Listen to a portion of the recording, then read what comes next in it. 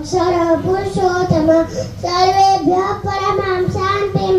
आनन्दं सुखमर्पयेत् देवोऽयं साधनं मुक्ते न भोगमात्र साधनं दुर्लभो नश्वरश्चायं वारं वारं न लभ्यते लौकिकव्यवहारस्तु देहनिर्वाहेतुक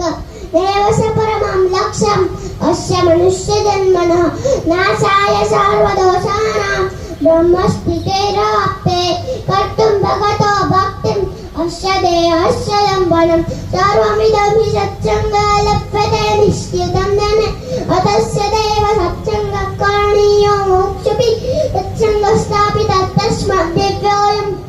परब्रह्मणः स्वामिनारायणेन साक्षादेवावतीरे च तत्सङ्गस्य विज्ञानं मोक्षूणां भयेदिति शस्त्रं सत्सङ्गदीक्षेति सुभाषात् विरच्यते सत्यस्य स्वात्मना सङ्गः सत्यस्य परमात्मना सत्यस्य च गुरुसङ्गः सत्यत्राणं तथैव च विज्ञातव्यमिदं सत्यं सत्सङ्गस्य लक्ष्यं कुर्वन्नेवं विदं दिव्यं सत्सङ्गं च स्वकेतन दीक्षेति दृढसङ्कल्पः सत्रोत्रं निश्चयोचल सम्यक् समर्पणं नित्यनिष्ठाव्रतं हृदाश्रयः।